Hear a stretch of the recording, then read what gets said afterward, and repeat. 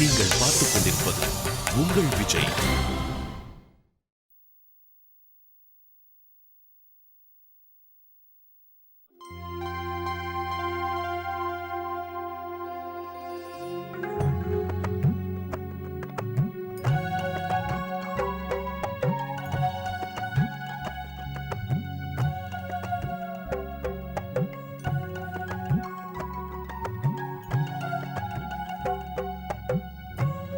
உங்களுக்கு ஏதாவது வேணும்னு சொல்லுங்க. அதெல்லாம் ஒண்ணும் இல்ல. என்ன இருந்தாலும் உங்க ஊர் ரொம்ப காஸ்ட்லியா இருக்குங்க. காய்கறி விலையெல்லாம் பாருங்க, தங்க விக்கிற மாதிரி விக்குது. சரி, எதுக்காக நீங்க இந்த அரிசி போய் வாங்குறீங்க? அரிசி விலை 20 ரூபாயா இருந்தா என்ன, 70 ரூபாயா இருந்தா என்ன? வயிறு நிரம்புனா பத்தாதாக்கா? சரி சரி, நீ பாத்துக்க, புரியுதா? சரி சரி, உங்க அப்பா கிட்ட பேசு. குட்டு. சொல்லுப்பா. நீ முதல்ல போன வையே. ரோமிங் சார்ஜ் ஆகுதுல, நான் லேண்ட்லைன்ல இருந்து கூப்பிடுறேன். ஒரு நிமிஷம், அந்த ரசீது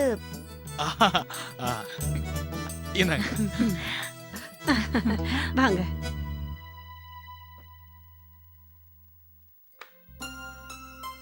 சாந்தி, இந்த பொம்பளைங்களை பொறுத்த வரைக்கும் வீட்டு வேலை ஓயவே ஓயாதுல்ல. இதுல குழந்தைங்க பெருசாயிட்டா நிம்மதியா உட்காரலாம்னு நினைப்பாங்க. ஆனா பசங்க பெருசாயிட்டாங்கன்னா அவங்களுக்கு கல்யாணம் பண்ணுங்கிற கவலை. அதுக்கப்புறம் ஒண்ணுக்கு பின்னால ஒண்ணு வந்துகிட்டே தான் இருக்கும். இதுல தானே வாழ்க்கையோட சந்தோஷமே அடங்கி இருக்கு. நம்ம கண்ணு முன்னாடி குழந்தைங்க எல்லாம் வளர்றாங்க, அவங்க வளர்ந்து தங்களோட கடமைகளை செய்யறாங்க. அதுவும் உண்மைதான். இப்ப நீங்க பாட்டி ஆயிட்டீங்க, அதனால மனசுக்குள்ள நிம்மதியா இருக்கும். இத பாருங்க சாந்தி, இனிமே வருஷம் வருஷம் ஏதாவது விசேஷம் வந்துட்டே இருக்கும். இப்ப கார்த்திக் அப்பா ஆயிட்டான், அப்புறம் லட்சுமிக்கு குழந்தை பிறக்கும். ஆனா லட்சுமிக்கு முன்னாடி நந்தினி நல்ல செய்தி சொல்லணும்ல. ஏன்னா லட்சுமிக்கு முன்னாடி நந்தினி கல்யாணம் ஆயிடுச்சு. அது உண்மைதான். எப்படி இருக்கா நீ? சந்தோஷமா தானே இருக்கா? எப்ப எங்களை பார்க்க வர போறாளா? அவங்க மாமியாரோட அண்ணன் வீட்டுக்கு போயிருக்காளாம். வரத்துக்கு கொஞ்ச நாள் ஆகும்னு சொல்லியிருந்தா. கடவுளோட புண்ணியத்துல அவ ரொம்ப சந்தோஷமா இருக்கா.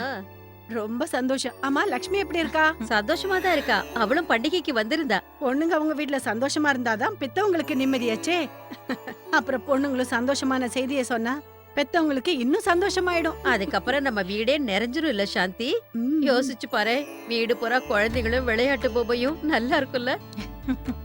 கடவுளே, சீக்கிரம் அந்த சந்தோஷத்தை கொடுத்துருப்பா. தாத்தாவை பார்த்து சிரிச்சுக்கிட்டு இருக்கியா? செல்ல குட்டி செல்லம்.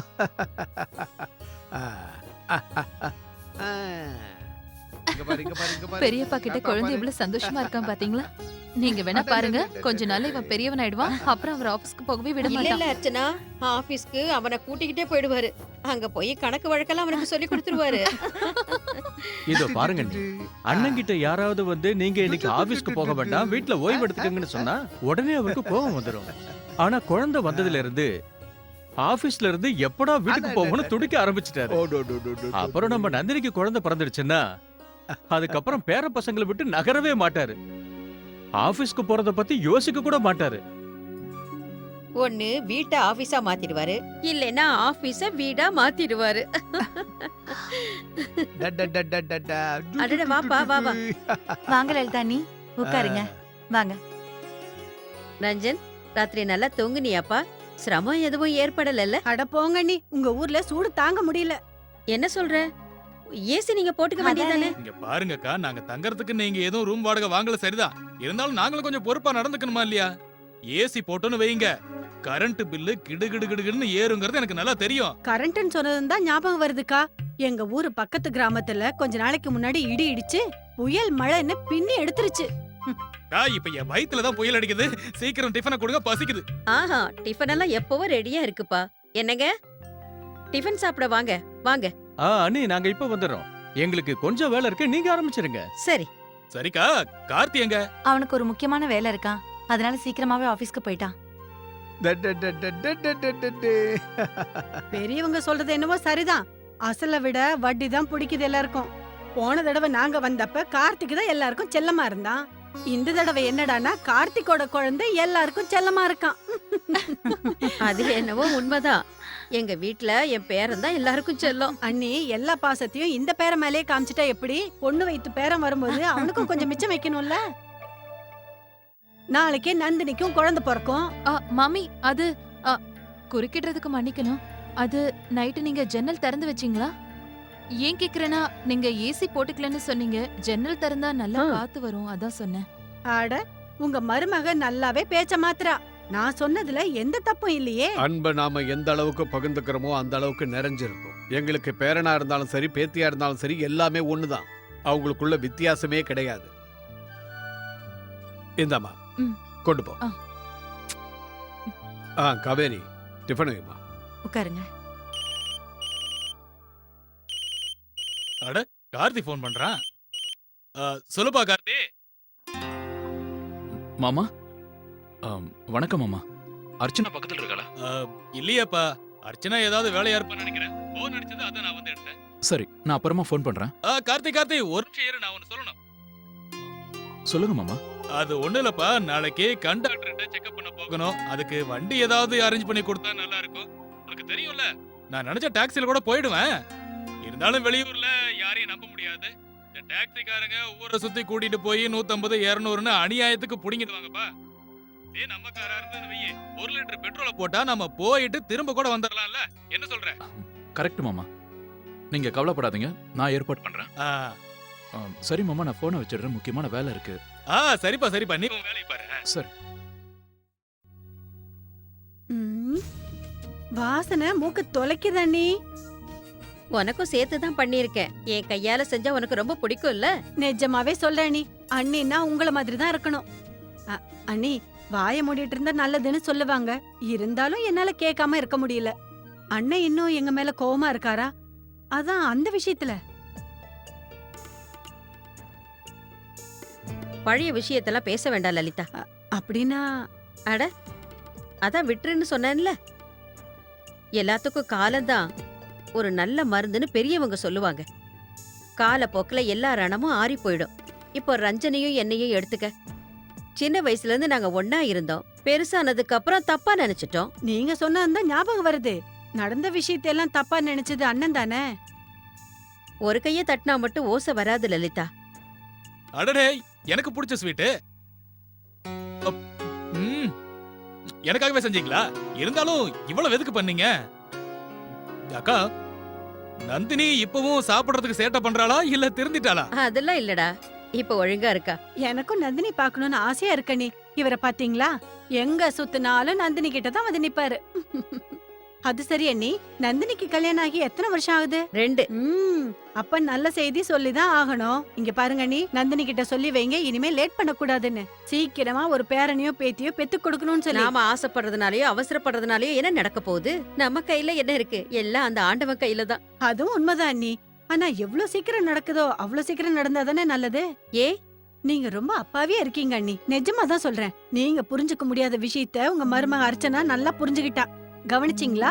நான் டைனிங் டேபிள்ல நந்தினியை பத்தி பேச ஆரம்பிச்ச உடனே அவ அங்க இருந்து குழந்தைய தூக்கிட்டு போயிட்டா. நீ பேசுனது அந்த மாதிரி இருந்ததுனால யாருக்குமே பிடிக்கல. நந்தினிக்குன்னு ஒரு குழந்தை பிறந்ததுன்னா நாங்களும் இதே மாதிரி தான் பாப்போம். ஒரு குழந்தையோ 2 குழந்தையோ இல்ல 5 குழந்தையோ தாத்தா பாட்டி பாசத்துக்கு என்னைக்குமே குறைவு இருக்காது. அன்பையும் பாசத்தையும் குடுக்கறீங்களோ இல்லையோ, ஆனா சொந்த பேரம்பேத்திங்கிறது வேற தானே. என்னது? நீ என்ன சொல்ற லலிதா? எங்க வீட்ல இந்த மாதிரி யாரும் பேசுறதும் இல்ல, அந்த மாதிரி யோசிக்கிறதும் இல்ல. எங்களுக்கு நந்தினி எப்படியோ, கார்த்திக்கும் லக்ஷ்மியும் அப்படித்தான். நாங்க 3 பேரையும் வித்தியாசம் பாக்குறது இல்ல. அப்படி இருக்கும்போது அவங்க பசங்களையே வித்தியாசம் பார்க்க போறோம். நீங்க நான் சொன்னதை தப்பா நினைச்சிட்டீங்க அண்ணி. நீ என்ன சொல்ல வரேன்னு நான் நல்லா புரிஞ்சுக்கிட்டேன். சரி சரி, என் முன்னால பேசுனதுனால நான் விட்டுட்டேன். தப்பி தவறி உன் மாமா முன்னாடி இப்படி பேசிடாதீங்க, சரியா? இல்லனா இல்லக்கா, நம்ம மனசு எப்படிங்கிறது நமக்கு தெரியும். ஆனா அடுத்தவங்க மனசு எப்படின்னு நமக்கு தெரியாதுல்ல. அதுவும் இந்த காலத்துல யாரு மனசு எப்ப மாறும்னு சொல்லவே முடியாது. வணக்கங்க, நான் உள்ள வரலாமா? அடடே, ருக்மணி சம்பந்தி. வாங்க வாங்க. வணக்கம். வணக்கங்க. இவங்க ருக்மணி சம்பந்தி, நந்தினியோட மாமியார். வணக்கங்க. வணக்கங்க. இவங்க நந்தினியோட மாமா மாமி. ஆஹா, வாங்க வந்து உட்காருங்க. வாங்க வாங்க உட்காருங்க. வாங்க.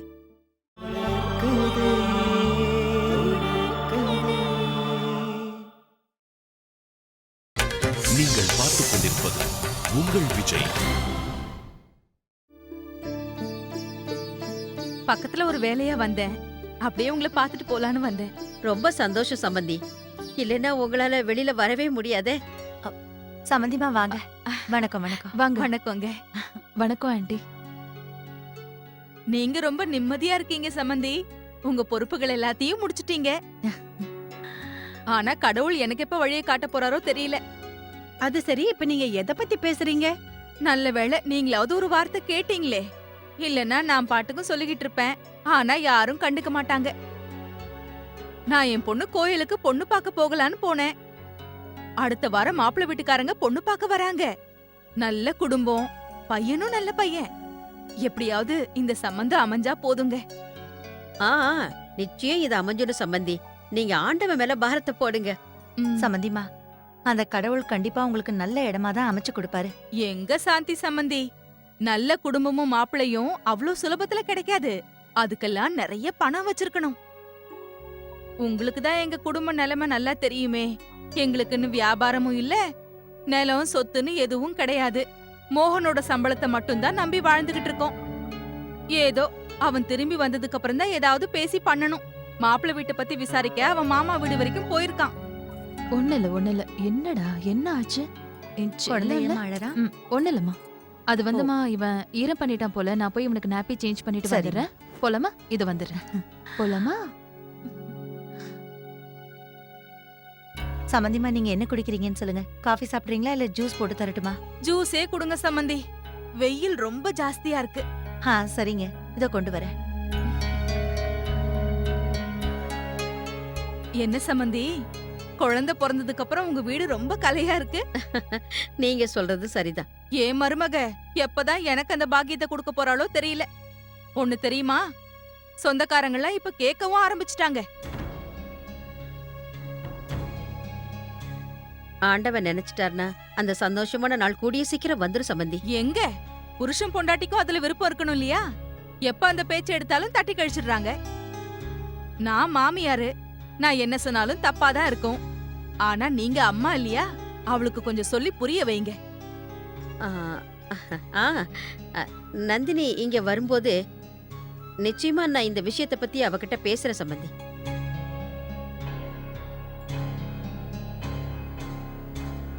பேசாம இருக்கிறது நல்லதுன்னு எனக்கும் தெரியும் அண்ணி.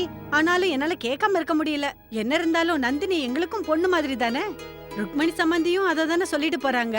நீங்களே சொல்லுங்க அண்ணி, நந்தினியோட குழந்தைய கொஞ்சணுங்கிற ஆசை உங்களுக்கு இருக்கா இல்லையா?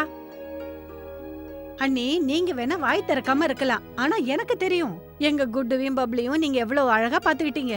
எல்லாருக்குமே தெரியுமே அண்ணி, நீங்க இந்த குழந்தைங்க மேல எவ்வளவு பாசம் வச்சிருந்தீங்கன்னு. உங்களுக்கு மட்டும் இல்ல, அண்ணனுக்கும் குழந்தைங்கன்னா ரொம்ப ஆசைதான். அண்ணி, நீங்க நந்தினி கிட்ட இத பத்தி பேசவே இல்லையா? அண்ணி, குழந்தைங்க இல்லைன்னா பரவாயில்ல. ஆனா எதனால குழந்தை இல்லைன்னு தெரிஞ்சுக்கிறது நல்லது இல்லையா?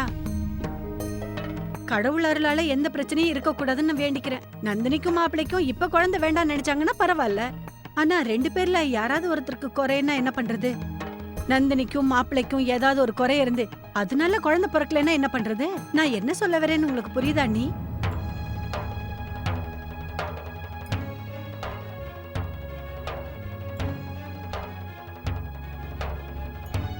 அண்ணி, நந்தினி ஊர்ல இருந்து வந்த உடனே அவகிட்ட நீங்க பேசுங்க.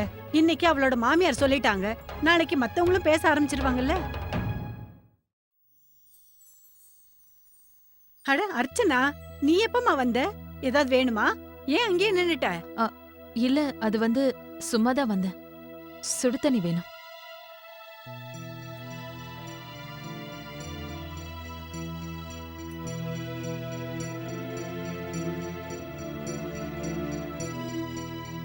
பெரியம்மா, என்ன விஷயம்?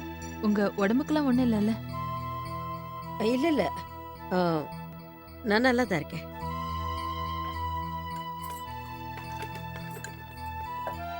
அர்ச்சனா, இந்த டீயை கொண்டு போய் உன் பெரியப்பா கிட்ட கொடுத்துருமா. சரிங்க பெரியம்மா, இந்தம்மா. கொடுங்க.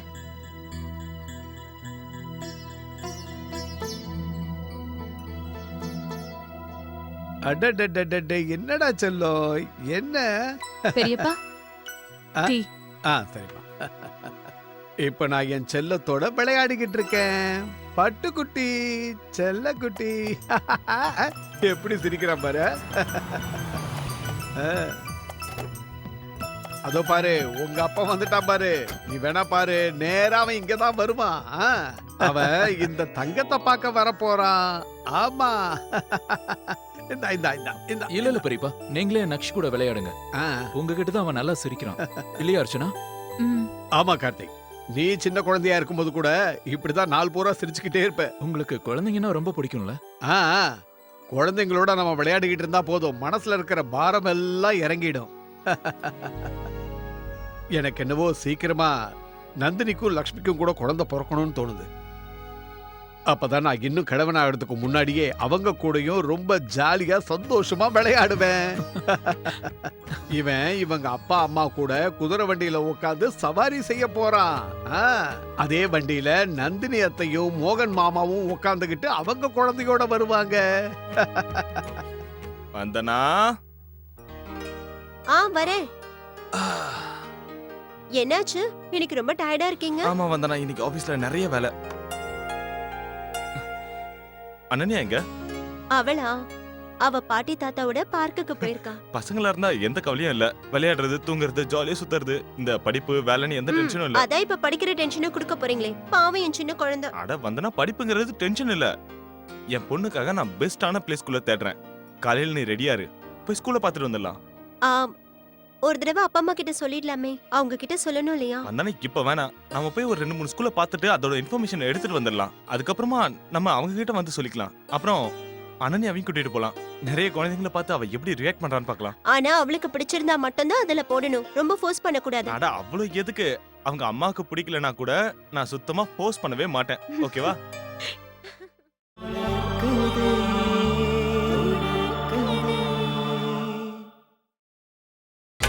நீங்கள் பார்த்துக் கொண்டிருப்பது உங்கள் விஜய்.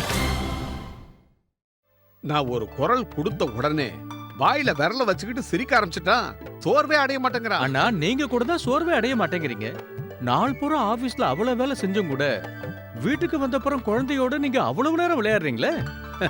நான் தான் சொன்னேன் இல்லையா, வீட்ல ஒரு குழந்தை இருக்கும்போதே இவர் நிலைமை இப்படி. நாளைக்கு நிறைய குழந்தைங்க வந்துட்டா இவர் இப்படியே இங்கேயே குழந்தைங்களோட இருந்துடுவார் போல இருக்கே. ஆபீஸ் வியாபாரம் எல்லாத்தையும் மறந்துடுவார் போல இருக்கு. இந்த உலகத்துல பேரம் பேத்திய கொஞ்சறதை விட வேற ஏதாவது சந்தோஷம் இருக்கா? சொல்லு சாந்தி, எங்க ரஞ்சனி அவர் மனைவியும் காணும்? டீ குடிக்க கூட வரலையே. இல்லங்க, அவங்க முன்னாடியே வந்து டீ குடிச்சிட்டாங்க. ஆ, மேல அவங்க ரூம்ல இருக்காங்க. நாளைக்கு டாக்டரை பார்க்க போகணும்ல, அவங்களுக்கு தேவையானதை எடுத்து வச்சுக்கிட்டு இருக்காங்க. அது இல்ல, அவங்கள எங்கேயாவது வெளியே கூட்டு போனீங்களா இல்லையா? இல்ல நாள் பூரா அவங்க வீட்லயே தான் இருக்காங்களா? அது வந்து கூட்டிட்டு போலான்னு தான் நினைச்சோம். ஆனா ருக்மணி சம்பந்தியமா வந்துட்டாங்க. அது வந்து அவங்களுக்கு ஒரு நல்ல இடம் வந்திருக்கா. நல்ல பையனா, குடும்பமும் நல்ல குடும்பமா. ஆஹா, இது ரொம்ப சந்தோஷமான விஷயம். அவங்க பொண்ணுக்கு ஒரு நல்ல இடத்துல மாப்பிள்ளை கிடைக்கணும். அந்த கல்யாணம் சீரும் சிறப்புமா நடக்கணும். அப்பதான் அவங்களுக்கும் சந்தோஷம். நாங்களும் அதை தான் சொன்னோம். ஆனா ஆ, அவங்க ஏதோ ஒரு கவலையோட இருக்கிறாங்க. அவங்க வாயை திறந்து எதுவுமே சொல்லலைங்க. ஆனா அவங்க பேசுனதை வச்சு பார்க்கும்போது ஏதோ உதவி தேவைப்படுற மாதிரி இருக்கு. பொண்ணு கல்யாணத்துக்கு தான். ஒரு கன்னி பொண்ணோட கல்யாணத்துக்கு உதவி செய்யறது பெரிய புண்ணியம். அதுவும் அவ நம்ம வீட்டு பொண்ணு இல்லையா? அண்ணா சொல்றது ரொம்ப கரெக்ட். நம்மளால முடிஞ்ச உதவியை கண்டிப்பா செய்யலாம். இந்த கல்யாணம் நல்லபடியா நடக்கணும். அதே சமயம் நந்தினிக்கும் குழந்தை பிறக்கணும். சம்மந்தியும் சந்தோஷப்படுவாங்க, நாமளும் சந்தோஷப்படுவோம்.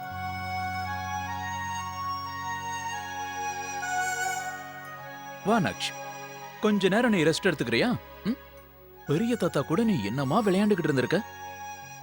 என்ன பெரியப்பா மட்டும் சும்மாவா? ஆபீஸ்ல இருந்து வந்த உடனே உன் கூட விளையாட ஆரம்பிச்சிடுறாரு. வேற எதை பத்தியும் அவருக்கு கவலையே இல்ல. டீ கொடுத்து அவருக்கு ஆறியே போச்சு. ஆனா அவரு நக்ஷ் கூட விளையாடிக்கிட்டே இருக்காரு இல்ல? இவனை பாரு, அவர்கிட்ட இருக்கும்போது சிரிச்சுக்கிட்டே இருந்தான். எல்லாம் இவனுக்கு புரிஞ்ச மாதிரியே பண்ணான். பெரியப்பா சொன்னதை கவனிச்சியா? லக்ஷ்மிக்கும் நந்தினிக்கும் கூட குழந்தை பிறந்ததுன்னா சந்தோஷம் டபுள் ஆயிடும்ல. அப்புறம் நக்ஷ், எல்லாருக்கும் நீ பெரிய அண்ணன் ஆயிடுவ இல்ல? இப்படிதானே பண்ணாரு தாத்தா? சரி, இப்படிதானே பண்ணாரு. டே டே டே டே.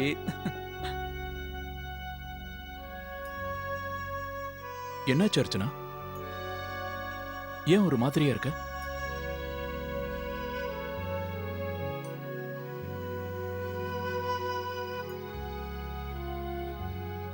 ஏன் அமைதியா இருக்க?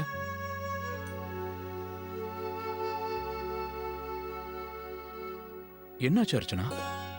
ஏதாவது பிரச்சனையா? என்கிட்ட சொல்லு. எனக்கு டென்ஷனா இருக்கு.